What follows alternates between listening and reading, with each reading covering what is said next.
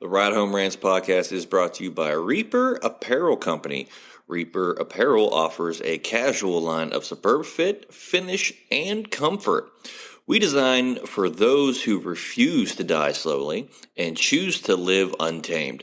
For those who aren't afraid to face the dark, for the ones that thrive in it, and for those who can appreciate life through a grim lens. That's Reaper Apparel Company. Go to the link in the description of this episode, use the promo code Mike Bono, and get 10% off.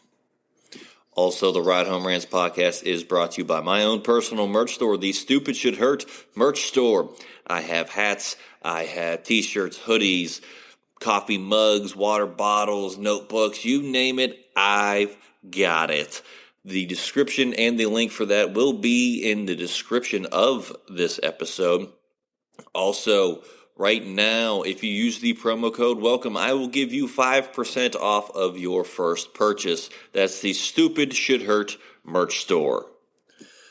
Also, the Ride Home Rants podcast is brought to you by Tactical Brotherhood, all American-made apparel, which helps support the Second Amendment. You can also find all this in the description of this episode with the link, Tactical Brotherhood. Part of every proceed does go to helping veterans, as it is a very good cause. All American-made products made right here in Minnesota. Go and check them out. Use the promo code PATRIOT15 to get 15% off your purchase. Now, let's start the show. Welcome, everybody, to another episode of the Ride Home Rants podcast. This is, as always, your host, Mike Bono. I have a great guest for us today. He's coming to us, I believe he's up in Notre Dame College as well.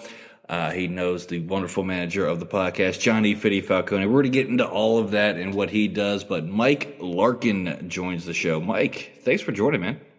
Thanks for having me on.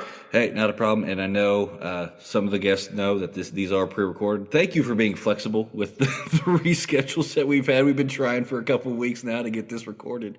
Of course. Glad we can finally sit down and have a little chat here. So first and foremost, for the listeners out there, where did you grow up and, go to high school and all that? So I grew up in New Jersey, went to high school out there and went to college out there, ran out there. And then I moved south down to Williamsburg, Virginia to get my graduate degrees. And then I apparently didn't have too much of the snow. So I moved back up to Erie, Pennsylvania for a couple years and then and have landed in Cleveland. So never thought I'd be out here out in the Midwest, but the pizza's not too bad. I still haven't found a decent bagel yet, but I'm happy where I'm at and really excited to be here. We're not going to compete with Jersey and the New York area when it comes to bagels. I get it. I've been to Jersey. They make a phenomenal bagel up there. I can't do that. I can't complain about that. So, what was it like growing up in Jersey? I've only visited a couple of times. So what was it like for you, growing up in Jersey? What was there to do in New Jersey? Oh, man. There's walking the train tracks. That's always fun to do. But no, it's just like anywhere else. There's always stuff to do. There's a lot more people, I will say. But there's always it has the name the Garden State for a reason. I mean, everybody who drives through sees, all the Newark and all the cities and things like that along the turnpike.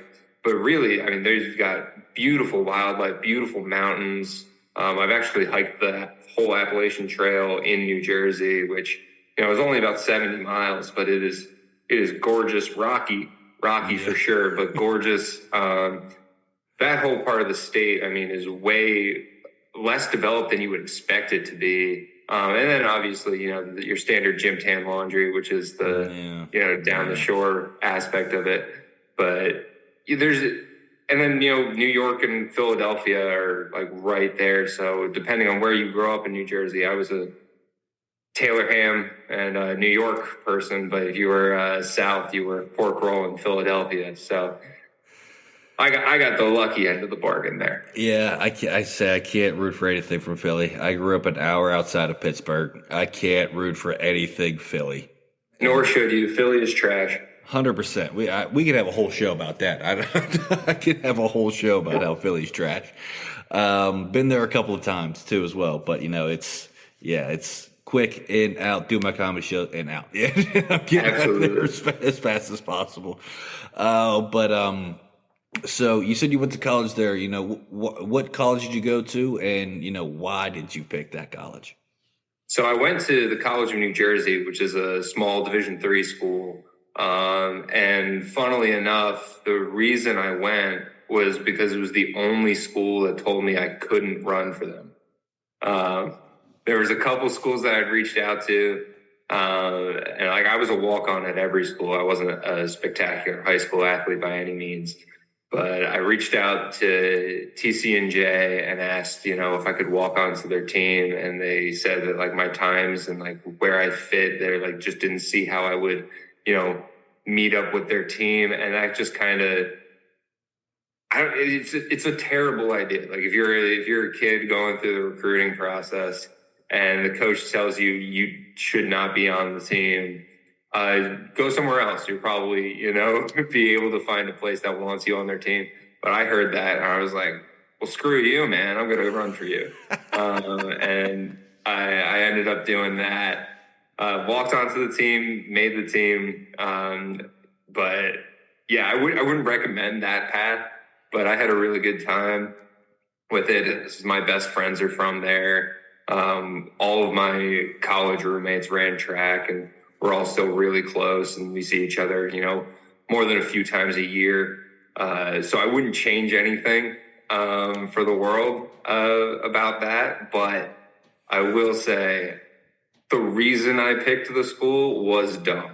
But it all worked out. Sometimes you got to do something stupid, and it's going to end up being, the best decision you ever made. So I get it. I mean, I was a swimmer in college, and if it wasn't for an unfortunate injury, actually my senior year of high school, I'd have had my pick of the litter where I wanted to go, just with my times and everything like that. But Bethany College was nice enough, knowing I had a shoulder injury.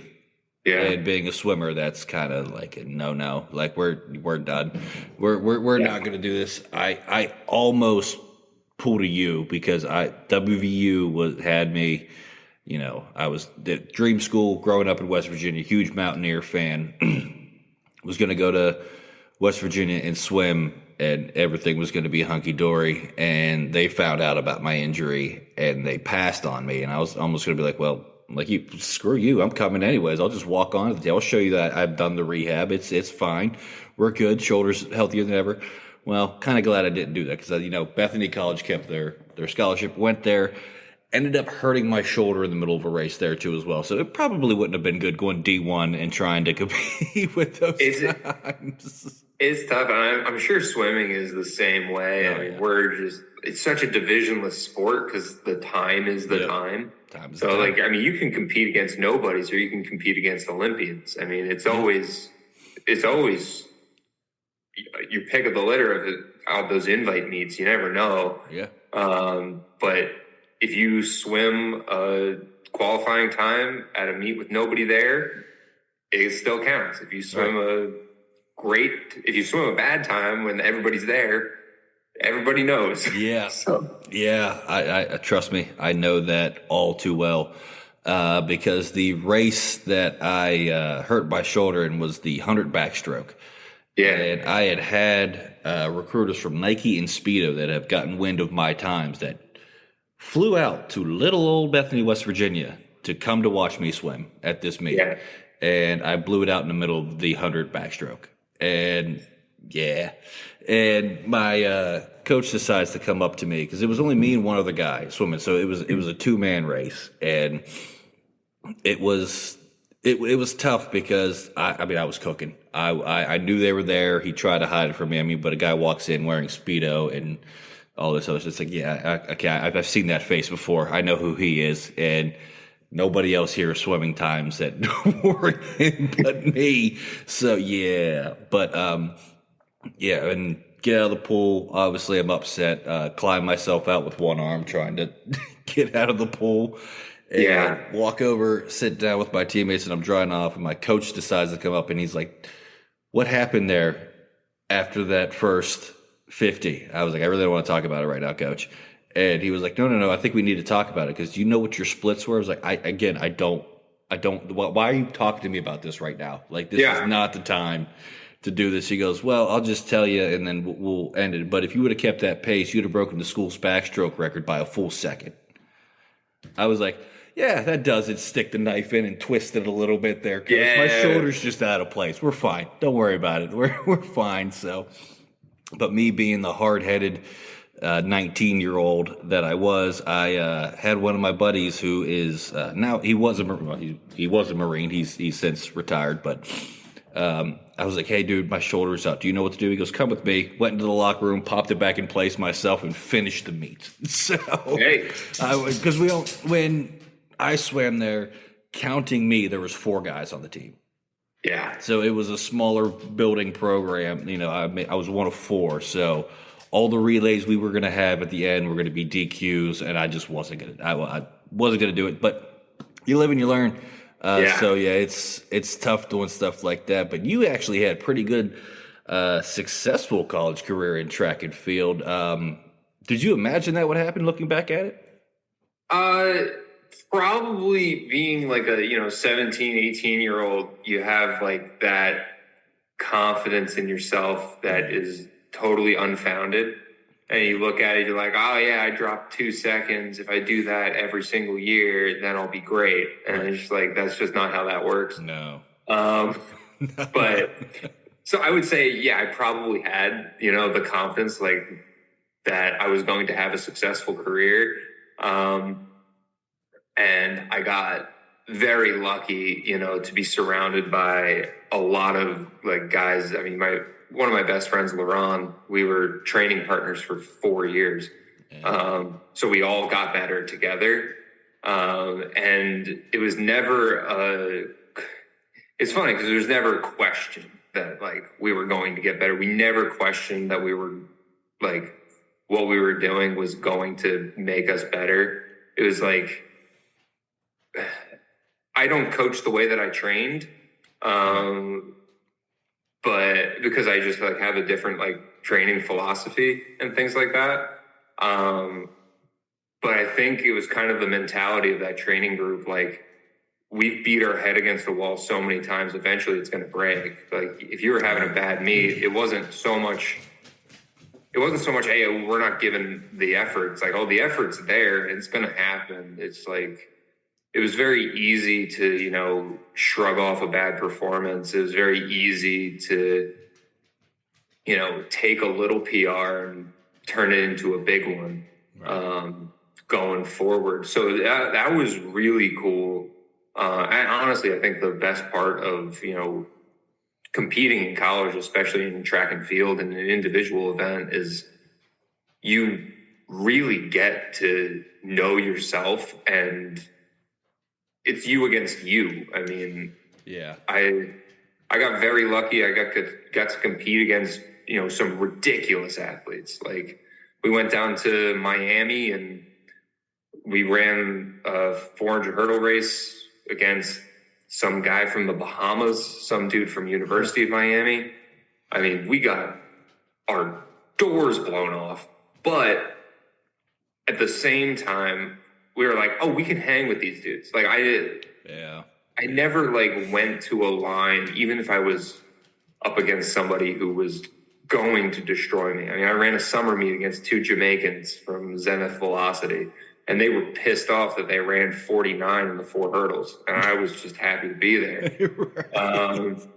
But like getting on the line against them, it wasn't like, oh, wow, look at these dudes. It was like, all right, let's see what happens. Like there's hurdles in the way. Somebody could eat it. Yeah. One misstep and that changes the whole race. Yeah. I've seen, everybody's watched the Olympics. Everybody's seen, people who are the favorites blow up. It's just, in those events, it's like, it's really, any given race you can win. And that's just kind of how the training went throughout college. We were all just like, yeah, we're good. We're good enough. We're good enough to win. We're good enough to win, even if we were not. I think every college kid has that mentality, especially a college athlete, because I was the same way.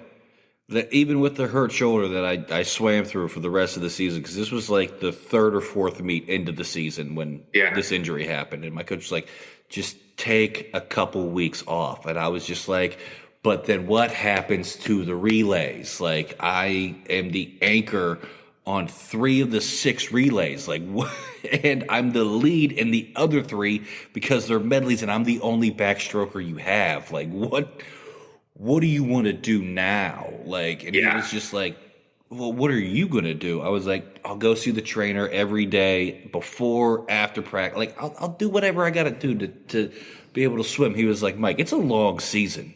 I was like, fine, coach. My times aren't going to falter at all, even with my shoulder being hurt. He goes, lift it up over your head. I was like, I'd rather not right now. Like, like it was like, I was like, it's fine.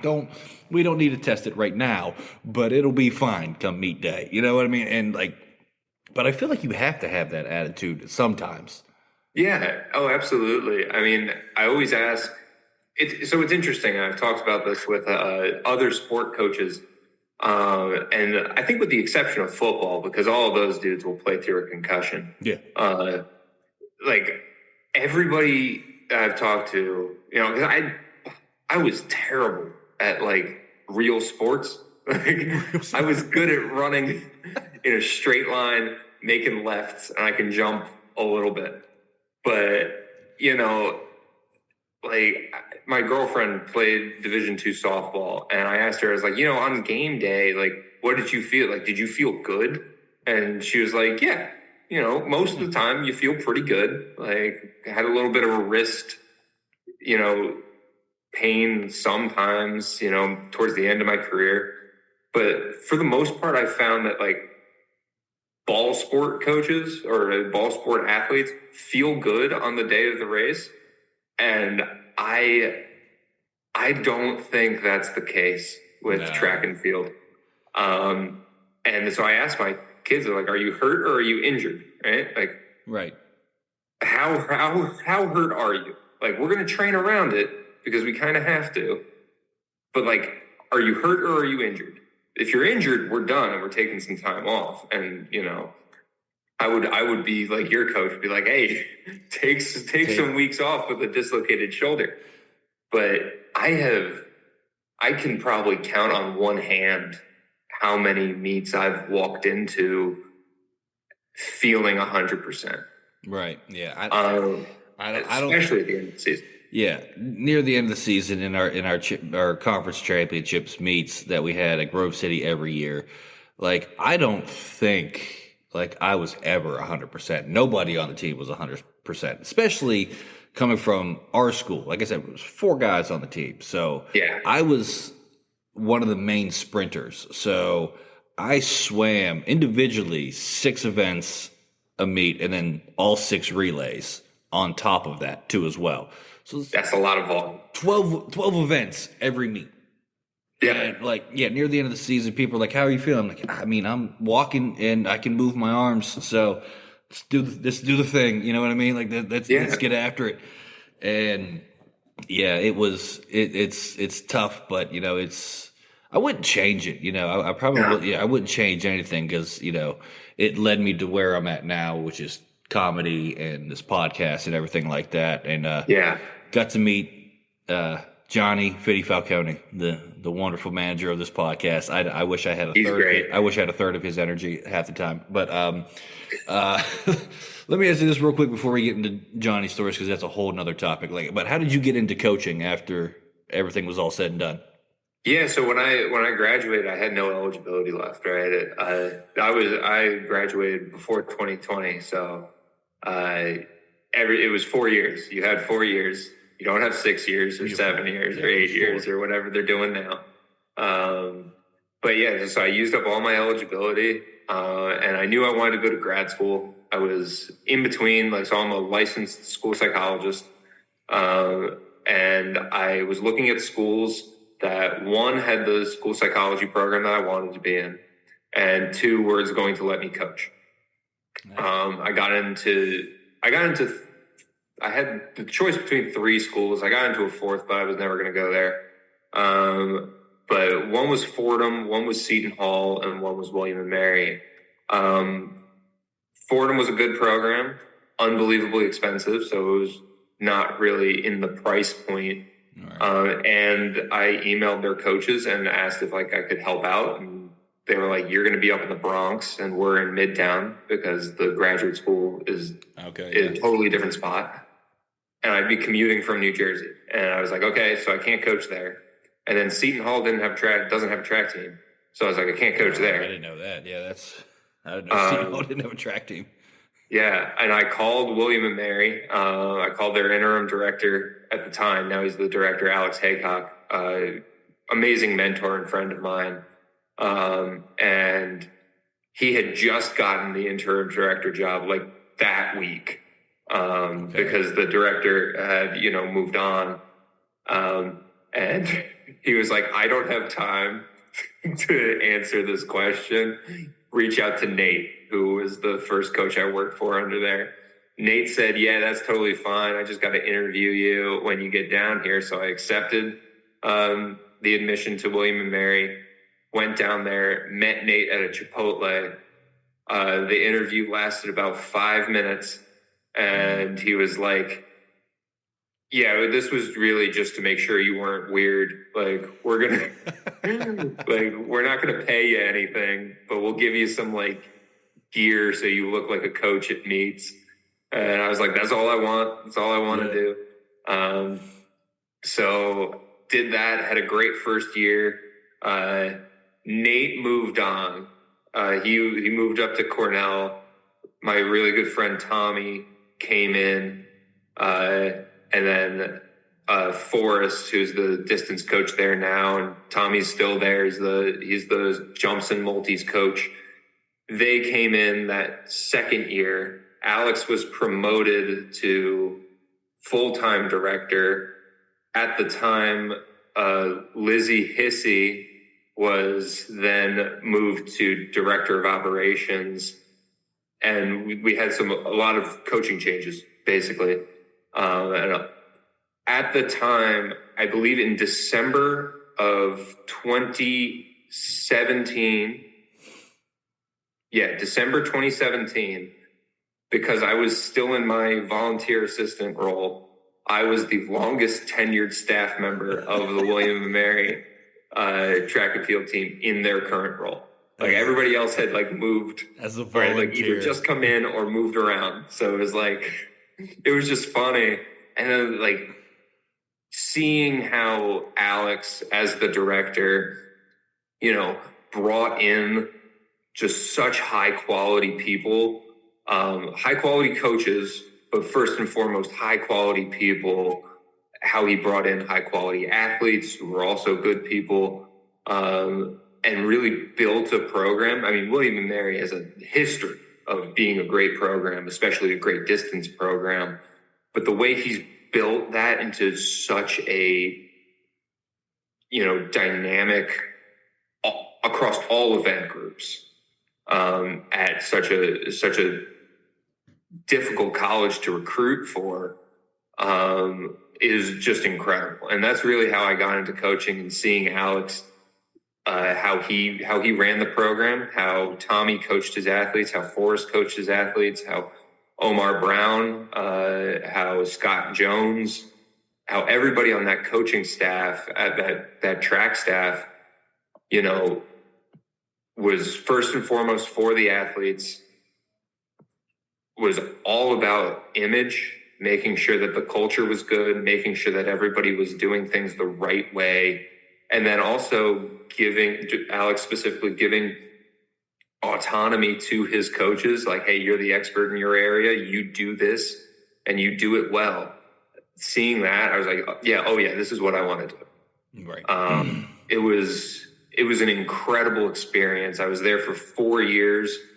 And, I wouldn't change anything. They were unbelievably welcoming to me. They were the greatest teachers and mentors I could have possibly had. I truly think that it is the best coaching staff in the NCAA for the money. You've got, elite coaches. I mean, elite human beings on salaries that, like, all of their salaries combined, would be one assistant at like Texas A&M or something. Right. And they're absolutely crushing it. During that time, there was an athletic director who is no longer there, who attempted to cut 7 sports, including track and field, men's and indoor and outdoor track and field. Attempted to cut swimming, attempted to cut volleyball, attempted to cut gymnastics, failed spectacularly at all of those. And I truly believe that the reason why they failed was because of just how powerful every coaching staff in that building is. I mean, swimming, I think, raised $1 million in 12 hours. Wow. I mean, they've got the benefit of, 1693 money, right, where you can call up the estates of alumni from the 1700s. But it was the response to that announcement was unbelievable. I mean, the way that the community rallied around all of the sports, all of the student athletes. I mean, it was overwhelming while I was there. It was like, I found out I had just finished playing golf. I was sitting in my car and I got the news and I was just devastated. Right. And then within 8 hours, I was like, oh, this is never going to happen. There's no way. We're fine. It was incredible. It was incredible to work for them. It was incredible to see how that program, developed and is continuing to develop. And that's how I got into coaching. That's like, those were my coaching mentors, where they were like, you do things the right way. And if you do things the right way, you are rewarded, right? You're rewarded by having a super solid foundation of people that support you. You're rewarded by times and performances, and, you're rewarded by having great kids to work with, which is, makes everybody's job so much easier. I always say this, I'm very proud of all of my athletes that I've ever coached because of their performances, but I'm way more proud of how they've turned out as people. It is so unbelievably rewarding to, see them when they are either coaching themselves at like a high school or a college level, or seeing them, do anything in their lives, working for nonprofits, working at things that they love to do, and, seeing them be successful post athletics. It is, and I want to shout out a couple people. So we've got JP Trojan. He was a 5K and 10K runner at William & Mary. He got his JD from Syracuse, and now he's training with Minnesota Elite. He is racing this weekend at Olympic trials for the marathon. It'll be his debut. Awesome. So big shout outs to JP. I wish him the best of luck. One of his training partners is considered the dark horse to, make the team there. I would say that we're overlooking JP. I think that kid, he's got what it takes. Just an absolute gem of a human. And I'm super excited. I'll be watching Saturday morning. I'll be having, we've got to meet at Ashland this weekend, but I know I'm going to be, watching the film, making sure that, he's racing. I've got no doubt in my mind he's going to put his best foot forward, and I hopefully shows what he's made of. That everybody at William & Mary knows what he's made of already. Another shout out, Chris Short. He was an athlete for us, 1500 runner. I think he's still the 1,000-meter record holder. Ran a hell of a race at IC4As at Boston that year. He's coaching at VCU now with one of my other volunteer assistants, Austin. So a big shout out to them. They're doing great things down there, and I'm excited to see them.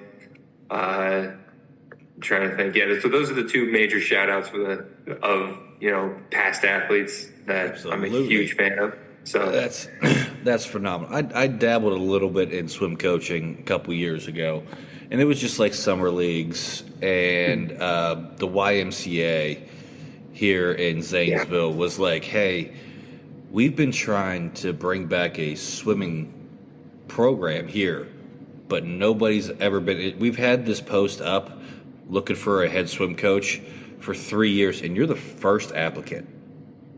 I was like, I'm sorry, what? They were like, yeah. So I mean, we still have to interview you though, but it's been 3 years. I mean, do you want the job? Like that's kind of like you. It was more formality. And I went in there like, so what makes you think you'd be a good coach? I was like, well, I swam from the time I was 8 years old through college.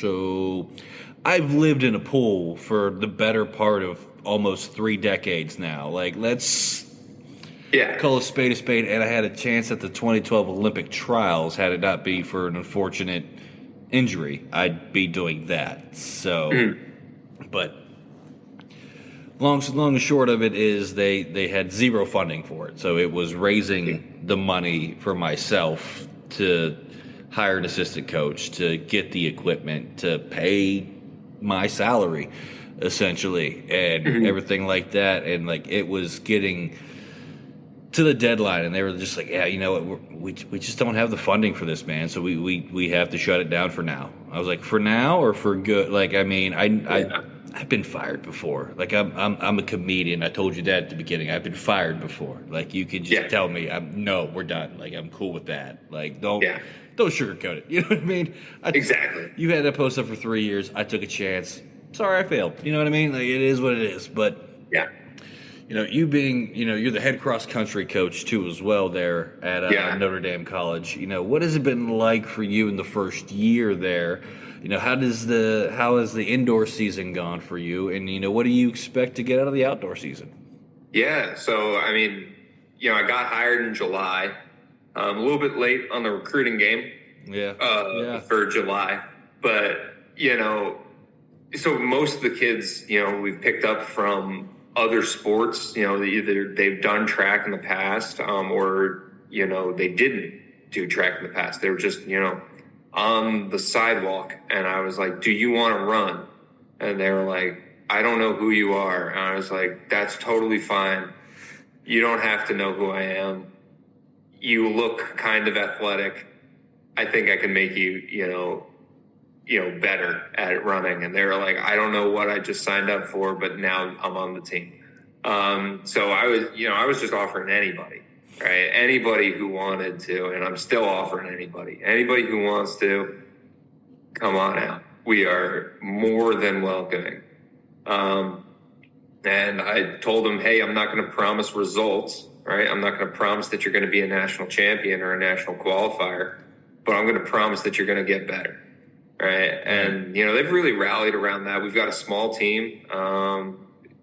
Thankfully representing all event groups, which is great. We've got throwers, we've got sprinters, we've got jumpers. Nice. We got distance runners.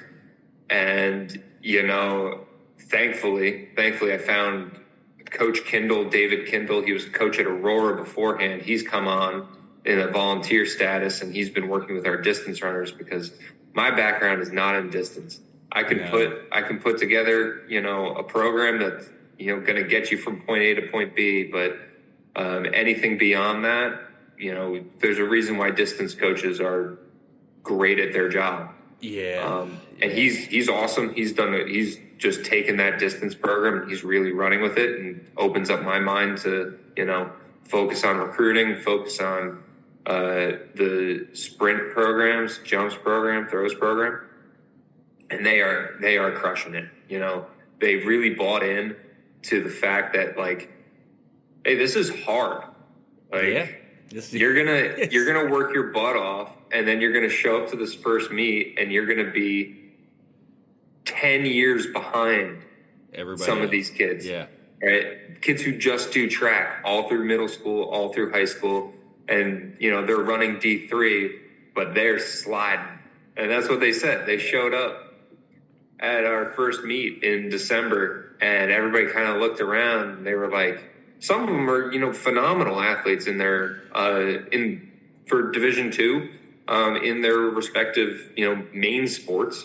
And they're like, yeah, no, I'm good. I'm very competitive at Division II. I'm a great athlete. And then they showed up to track, and they saw Division III, Division I, Division II. Didn't matter.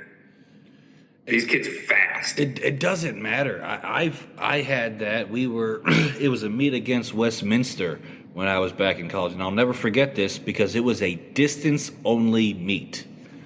Yeah. Like, so 200 and above.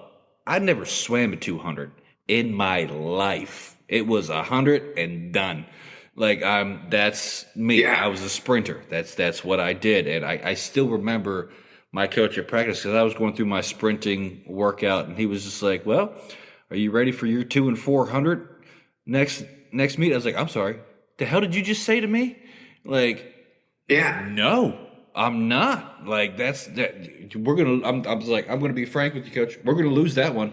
I'm gonna lose that one because I've never swam over a 200 in my life. Yeah, and you want me to do the 4? I don't even know if I can count that many laps. Like, that's I don't even I can't do that. And like, but he was like, well, we don't really have a choice because it's a distance meet and we have one distance guy. So either he swims every single event or you guys chip in. I was like, well, I mean, I get it. I'll do it. I'm not going to like it, but I'll do it. Like, so yeah, and we had a distance coach there and I see why. But yeah, he was just like, he was like, you're coming out of the gate way too fast. I was like, that's all I know how to do is go fast. Go. Like, that's it. And I'm a big 4x4 guy. I love a 4x4, right? I joked when I was in college, I wasn't the fastest guy in the world, but any given day, it could be raining, it could be snowing, it could be beautiful and sunny. I'm going to give you a 51-1, right? You're going to get, that is the time you're getting. But I ran a 4x4 every week. And so I've always taken that, into my coaching experience. I don't care if you're a jumper. I don't care if you're a 400 runner. I don't care if you're an 800 runner or a miler or a 10K runner. You're running a 4x4. If you're a 400 runner, you're running it every week. If you're a 10K runner, you're running it every other week. All right? The weeks you don't run the 10K, you're running the 400. 100-meter runners. And I say this to my athletes, and the first time I put them in it, they complain about it. And then the second time they're like, Coach, I want to be on that relay. And, they fight each other for it. I'm like, yep, you got it. Because it's just like the epitome of competitions. I think it's the closest thing to team sport that you get in track. Yeah. And, we're running 4x4s every week. I've put, I got a kid, Dante, on the team right now, and he's a 60, 100 guy. I mean, he's built, right? But he is, he'll run a good 4 eventually. He started off, he wasn't super happy with his 54, but I know he's going to get down to like the 50 points. Like, he's just built like that, and he competes like that. And he's run 50 point in high school. So getting him back to that shouldn't take too long, but he's 4 years separated from that and about 25 pounds heavier because he's built like a football player now. But it's the aggression, it's the speed, and all of that's the same. It's just getting used to running that far with 20 pounds extra. Like, I'm not trying to get him lighter. He's not going to get any lighter, but he's going to get better at, sprinting the 4. And then, my distance runners are coming down to it, and they're gutting it out, and they're doing really well right now. So I'm excited for them. And then, my 400 runners, my sprinters, they're all looking forward to it. They all go after it. The growing pains of running a 4x4 early and running a 4x4 now, I think, looking towards the end of indoor season. They're moving really well. They're moving in the direction that I want them to be in. We don't have an indoor championship. We're not going to go to Mountain East Conference indoor this year, but outdoor we're looking. So that just gives me more time to develop them, right, and take them to all these meets indoor, take them to all these meets outdoor, and really put on a high quality product at the end of April. So I'm real excited. You know, every week there's little PRs here and there, little PRs, really setting them up for some big PRs, right? I know we've got unbelievable athletes on this team, and it's just going to take, a couple months for them to become unbelievably good track athletes as well. And I've said this to their sport coaches, and I am more than grateful for them sharing their athletes with me to help get this program off the ground. But they are, I'm not going to return them hurt. I'm not going to return them, in any worse condition than you gave them to me. But I am going to return them faster. I'm going to return them stronger, and I'm going to return them just better athletes overall. Right. Now, you might have to, reteach them how to hit a volleyball, or, put on a couple pounds of, fat to make sure that they can take the hits that you see on a football field. Yeah. But they're gonna hit so much harder. They're gonna be so much faster. They're gonna be so much springier. Like, I always promise that. Like, anytime I've worked with a dual sport athlete, which I've been lucky enough to do my entire career, I'm like, track just makes you better. It just makes you better. That was my biggest issue in high school, because I played football and I swam. And my football coach was like, why are you swimming? I was like, do you realize the muscles that you use swimming that I don't use on the football field?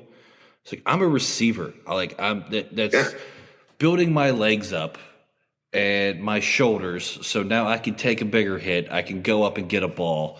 It's just going to correlate and make me a better football player, because now I got endurance. Because if you can swim for heck, I did the calculations. Every practice I was swimming 5 to 6 miles a practice. That was just not the Allen Iverson, but that's practice. We're talking about practice. And, that's what it was. And I was like, so I'm coming back in shape, because it goes from winter to spring, and then by that time now I'm back into the lifting program. Yeah. And then we're into summer conditioning, and I'm there. I'm ready to go. And they were like, I wish this was Fitty when we were at college, because it wasn't, but it was one of his teammates on the football team that would always rag on me. We're still good friends, but we always rag on each other, because we were always at the complex. He's like, oh, you're in that sissy sport. You know what I mean?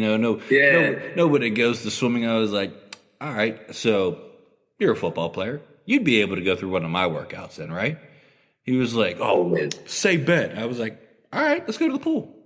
He was like, what do you mean? I was like, I just finished practice. I'll go back and do another one with you to make it more fair. And we can go through the workout we did today for me as a sprinter. He was like, oh, I'm going to eat this up. I was like, okay.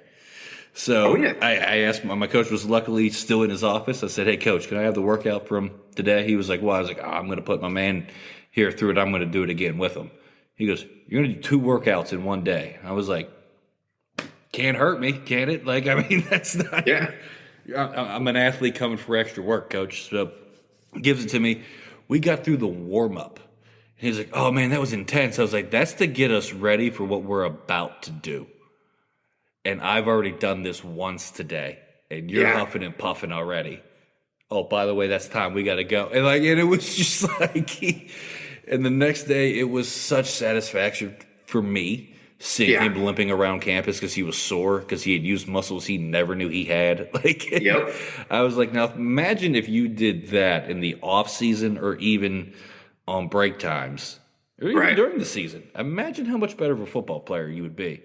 And he became an All-American, because he would come in after we were done and be like, hey, Mike, you got that workout from today? here you go, man. Have at it. If coach is cool with you doing it, there you go. Like, Yeah. it's all you, my guy. Like, but yeah, he became an All-American. So people like rag on two-sport athletes, but that's it's only going to make you better for your main sport. Yeah. And like, I mean, I look at it, especially most football players would make great track athletes, period. Right? Football players are ridiculous athletes. Yeah. They've got unbelievable power. They've got unbelievable speed, and they're really well developed, musculature wise. Like they can take a hit. They, know how to lift. They know how to do all these things. And it's great. It's great. They would make great track athletes. And then, they go into the spring, and obviously there's the skill work that needs to be done around football, learning plays, learning the playbook, all that stuff. And I have immense respect for that. But, if you're training for a pro day or a combine, what do you have to do? Right. You got to run a 40-yard dash. Right. Okay, Christian Coleman ran 4.12. Wow. And he's a track athlete exclusively. But, Jonathan Ross was 4.23. Devin Allen, is an Olympic hurdler. And he's, on the practice squad for the Eagles. There's a reason why he's on practice squad is probably because, but, it might help the Eagles a little bit, but I don't know, Philly's still trash. Right. But that speed is invaluable, right? If you're a borderline kind of guy and you're trying to, go to a pro day and, look great for some pro people, they're not seeing you run plays necessarily. They're seeing how good of an athlete you are. Right. Okay. So in season, say your vertical tested as 36, you run a track program, even just to prepare for the combine, you can go from 36 to 42, right? You can get 6 inches of vertical without losing so much. There's skill involved with testing vertical. Your broad jump, okay, so your broad jump is 2.8 meters, right? That's not very good for a track athlete. No. It looks pretty good for a football combine, but hey, if I get you over 3 meters, which you're capable of doing, you just got to do it a little bit more. If I can get you from a 4.6 to a 4.5 or a 4.7 to a 4.5, right?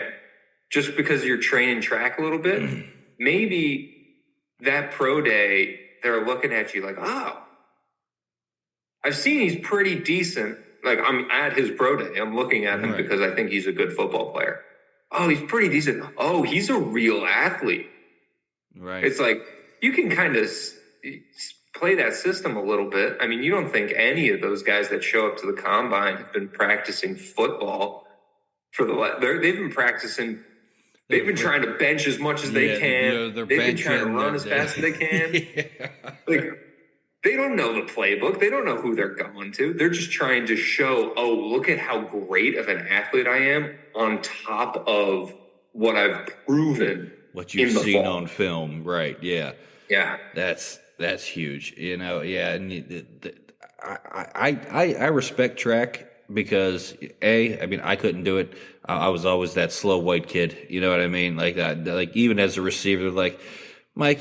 I mean, you're 6'5". I don't understand how you're this slow as a runner. I was like, I don't know. To get these long, lanky legs moving on a field, it takes a while. You put me in a pool, I'm cooking everybody though. Like I don't understand like why it's this correlation, but it is what it is. And even my reaction time from jumping off of the blocks when the horn went off and the race was starting helped me with my vertical leap.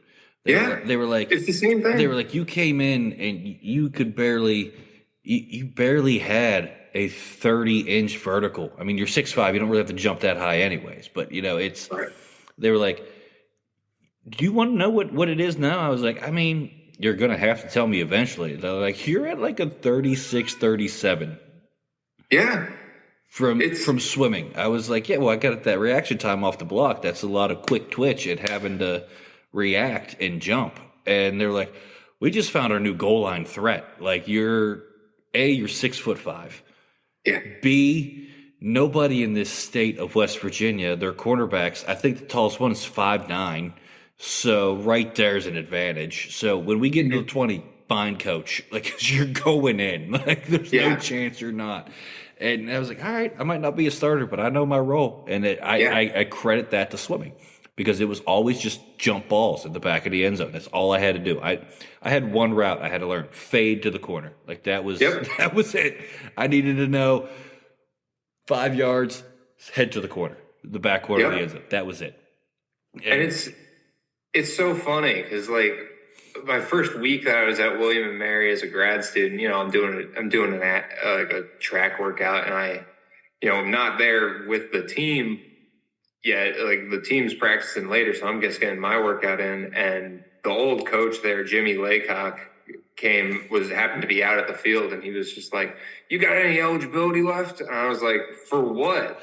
And he's like, "For football." And I was like, I haven't played football since like 6th grade, and I would have been a terrible football player. But he's like, "Well, you can jump and you're tall." And I was like, "Okay, you can't make me a football player, but I bet your ass I can find a 6'5", wide receiver and make them a good track athlete, which will then make them a better football player." Right. And, that is my pitch to them. And they've been so, receptive and helpful with all of that, which is awesome. Because I really think it, like, makes my program better. And it in turn makes their program better. And if we can just have that cyclical nature, everybody's getting better. Everybody has a better opportunity. And, these kids played 3 sports in college, every single one of them, or in high school. They played 3 sports in high school. They know what it's about. Right. And it's never a burden on the athlete. Right. The athlete knows how to do it. They just follow directions. It's a scheduling problem for coaches, which I know we get 20 hours a week of practice for in-season sports. I have never touched 20 hours, ever. You don't need it for track. Same thing with swimming. Get in, get your laps in, get out. Yeah. Done. Like, every now and again, my coach, he tried to turn me into a breaststroker.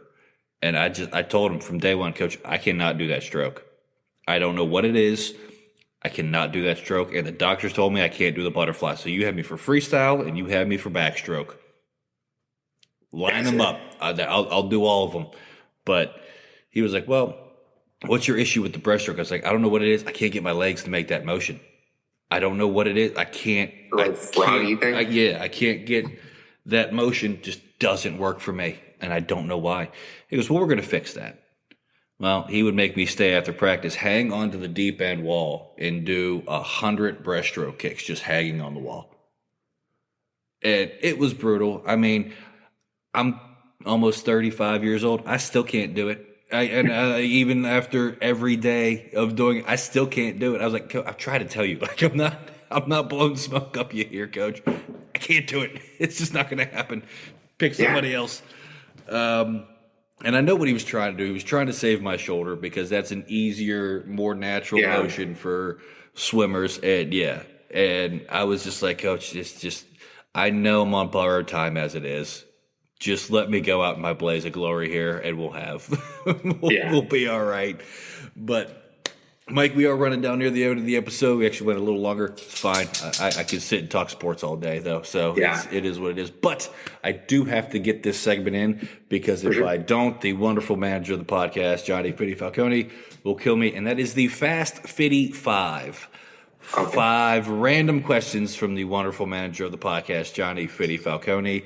For the new listeners out there, this is kind of rapid fire, but you can elaborate if you need to. And if you know anything about Johnny, these are the most random questions you're going to come up against. So if you're ready, Mike. I'm ready. All right. Question number 1. What is harder to train for, an Ironman race or a full marathon, and why? Full marathon. It's faster. Um, Ironman, yeah, you got Ironman's just time on your feet. Time on your feet, I mean, time on the bike. Like, it's boring, and you probably want to, take a pipe to your head by the end of it because you're training 6 hours a day. But a full marathon's faster. It's harder because you've got to actually do speed work. I'm training for a half marathon now, and I didn't even realize that that was going to be difficult. I'll finish it, that's for sure. But no, full Ironman. Well, like, I would say the time commitment's more. Full marathon is like, if you're trying to go fast, full marathon is way harder. Okay. Question number 2. What is better, sled riding or ice skating? Sled riding. Yeah, Sled riding. That was a toss-up. Absolutely. I feel like that one was I prefer to bust my ass and, land in snow rather than ice. Yeah, I've done both. It's not fun. Question number 3. If you can live in either Costa Rica or Japan, which one would you pick? Japan. You got, proximity to like warm places. And then you got really good snowboarding out there. Okay. All right. Number 4. Name a food that closely resembles your personality. I'm gonna go the New Jersey answer of an everything bagel. Just a little bit of everything.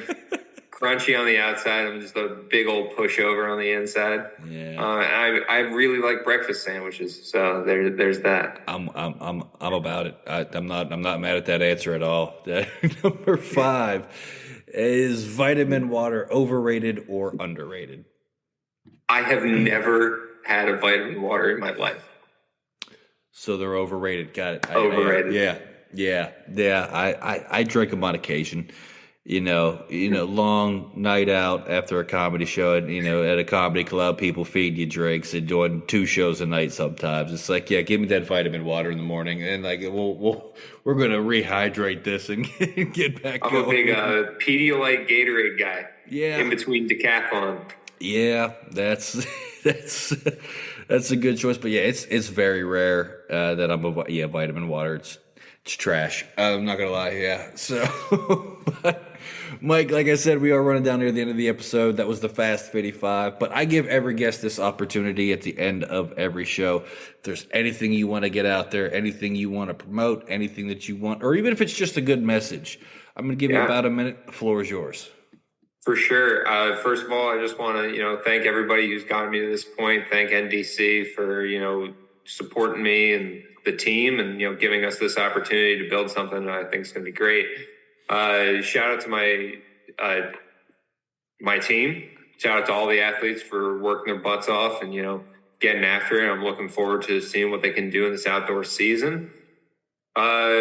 Shout out to, these high school kids who are, reaching out to me. I'm trying to get back to you guys as fast as I possibly can. Obviously, just apply, get in, and we'll find a place for you. We're a great team already, and I hope to be even better next year. But yeah, thank you guys so much. And yeah, I really, really appreciate you having me on. Hey, not a problem. I feel like this could have been like a 2-hour show. Like I could talk sports and everything sports all day. Like me too. I ended up just like looking at the clock. I was like, yeah, we're over time. It's fine. All right. It is what it is. I don't mind. You get on a show called The Ride Home Rants, there's going to be long-winded discussions. It happens. Yep. But that is going to do it for this week's episode of the Ride Home Rants podcast. I want to thank my guest, Mike Larkin, for coming on. This was a lot of fun to talk to you, man. This was a very easy show for me to do, talking sports. I could do it all day. But as always, if you enjoyed the show, be a friend, tell a friend. If you didn't, tell them anyways. They might like it just because you didn't. That's going to do it for me, and I will see y'all next week. The Ride Home Rants podcast is brought to you by Dubby Energy. Energy drinks made for gamers, streamers, and podcasters alike. For gamers, streamers, and podcasters alike. Go to the link in the description where you can find the best energy drinks out there, less caffeine than a cup of coffee. Also, no jitters and no crash afterwards. Use the promo code Mike Bono and get yourself 10% off. Also, the Ride Home Rants podcast is brought to you by my favorite sponsor of the show, and that is Shankit Golf. Golf apparel made for the everyday golfer. We might not go out and shoot a 6 under par. We're probably going to shoot a 6 over par, but this is going to give us the gear that's going to help us rocket on and off of the course. Go to the link in the bio, use the promo code Mike Bono, and get yourself 10% off there as well.